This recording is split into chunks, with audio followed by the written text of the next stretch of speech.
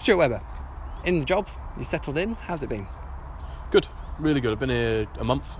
Had a real sort of good look at everything now, and I've been really impressed. I've got to say, I think we've got a good squad of players. Okay, it needs work of like every squad in the country. Some really good staff, some really good practices, and really good protocol which happens.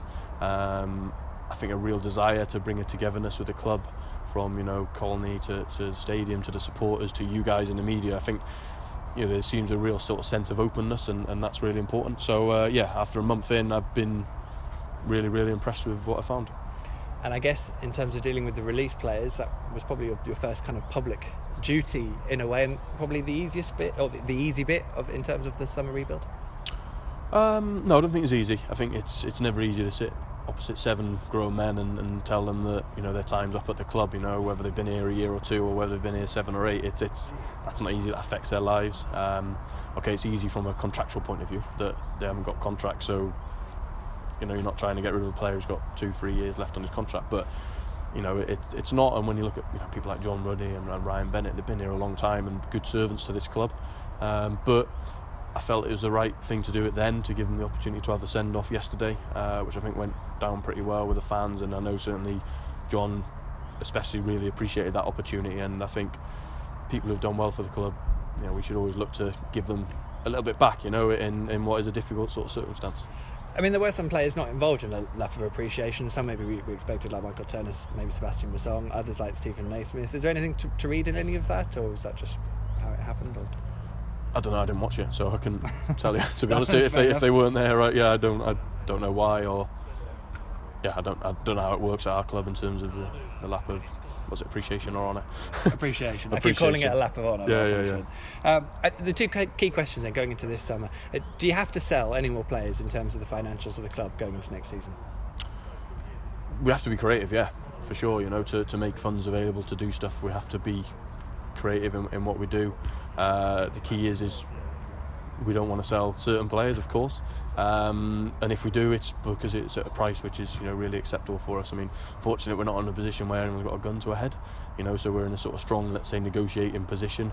But I think it'd be wrong of me to say that there won't be squad movement outs to help us do some work in. I think that would come back and haunt me at some point from you guys. Would come and say, hang on a minute, you said that wouldn't happen. We have to be realistic, and of course, through the summer there might be times where the head coach doesn't fancy a player, the player doesn't fancy the new way, so we always have to remain open. I think so early in May, I think it'd be really wrong to say no, that definitely won't happen, that will definitely happen. I think there's a lot of things to happen between now and the end of August.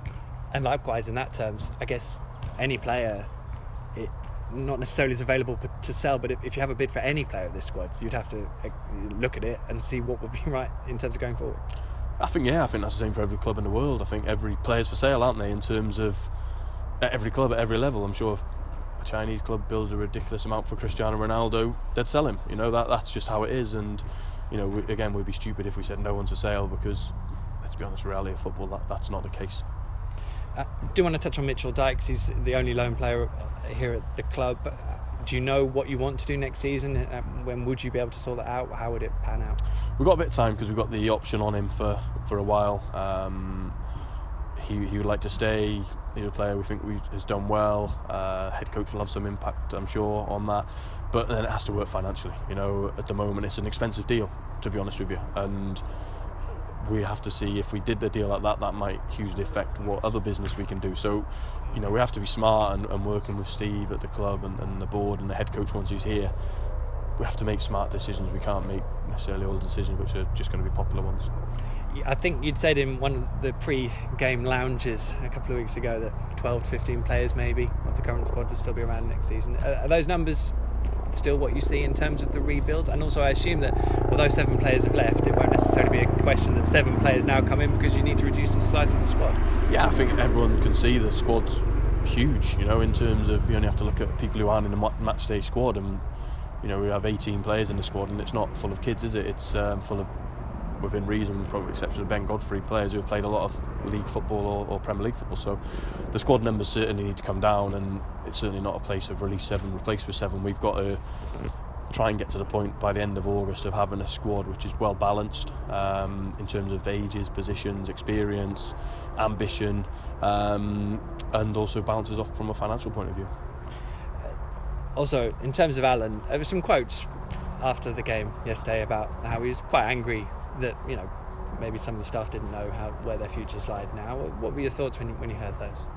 Yeah, I spoke to Alan last night on it because I was surprised. You know, I was surprised he didn't maybe come and speak to me if that was the case. I thought we'd been really clear with certainly Alan and Frankie in terms of, you know, and Alan himself's come out numerous times on record to say the head coach will make a decision on his future. The head coach isn't here, and Alan knows, and everyone knows that we've always said within 2 to 3 weeks end of the season. And my first conversation at the club was actually with Alan to say, would you take the team? I've gone on record to say we're really fortunate to have someone of that level of experience, because that wasn't a job for a young, inexperienced guy.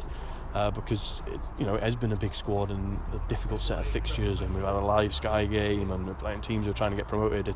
You needed someone who could keep that together, and Alan's done brilliant for us, and we need to be thankful for that.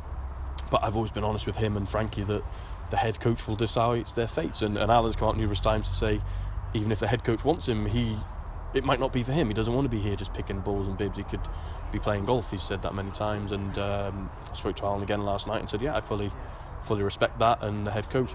In terms of the other staff, I've spoken to them all, told them they crack on with their jobs. It's nothing to talk about. Dean Kiley, for example, he's our goalkeeper coach, and I said to him on day one, Dean, everyone tells me how good you are, crack on, you know. Of course, in time with all the staff, if they don't want to be a part of the new way, if, you know, the scheduling's different, if the culture's slightly different, well, of course, people might choose to leave and we might choose to move people on. That's any business. That's not football. That's just any business. But in terms of staff not knowing their futures, there's not one that I've not spoke to who doesn't know. You know, it's clear. So, you know, whether Alan after the game was, you know, emotional, won his last game as the head coach on an interim basis, you know, I don't know, but I think hopefully him and I cleared that up last night.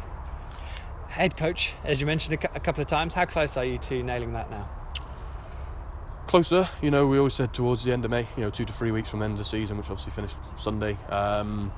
People are still in jobs, you know. If you take the European leagues, they've still got a couple more weeks to go. Take domestically, we've got the playoffs, so the season isn't done. Unfortunately, you know, ours is, and it's done earlier than probably any of us really wanted, unless we'd gone up as champions or second place, but it is. And again, we just need a period of patience, because as we've said before, we have to get it right.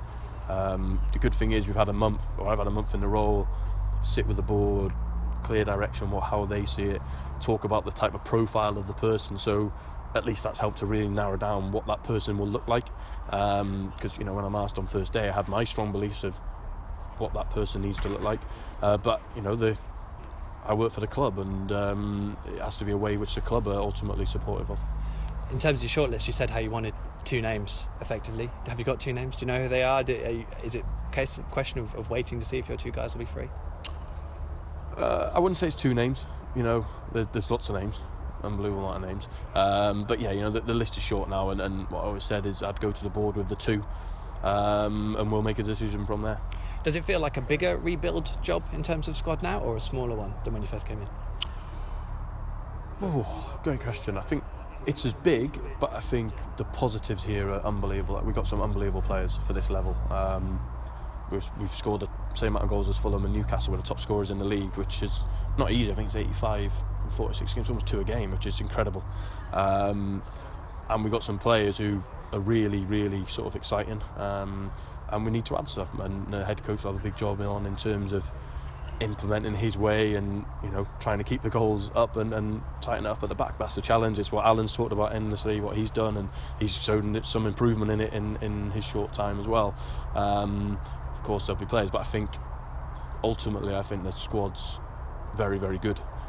We just need to fill in some gaps around it, maybe add a slightly different attacking player.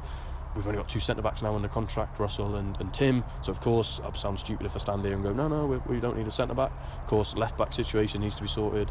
We've released top goalkeeper this week. So, yeah, there's going to be some areas which need filling up. But what I would say is it's a real good base to start from.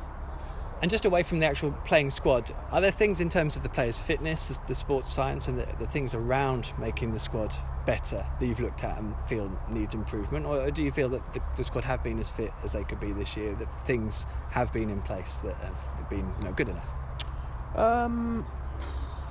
If they've been as fit as they've been, I think that's difficult for me to answer because I don't see the data and what they've done. I think what they might have been is fit enough to play the style that the coaches wanted them to play, and what was implemented. I think, you know, sports scientists and physios and these type of guys, they can only take their lead off the head coach.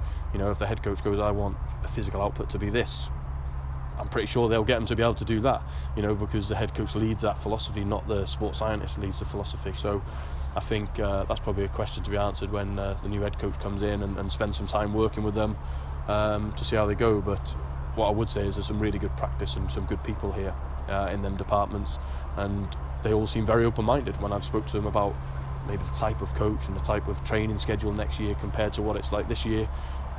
All just taken on board, sucked up, yeah, really open-minded, which is great. Just finally, what do you want come August? In what way? What do you want to see at Norwich City Football Club? Oh, it's a new season starting. Well, yeah, in general, you can go more personal if you want. That's fine. I think we want to have a squad which we can all sit comfortably and go, it's well balanced in terms of age, experience, positions. You know, so we've got real clear sort of specific sort of balance within the squad, and a squad of players which people are excited to come and watch and want to get behind, because as I've said before, we need you guys, we need the supporters, we need the board to have a group of players that we get behind and we start again and we go, right, let's give this the best shot of getting promotion, because that's what we're here for. Stuart, thank you very much for your time. No worries. Cheers. Thank you. Cheers.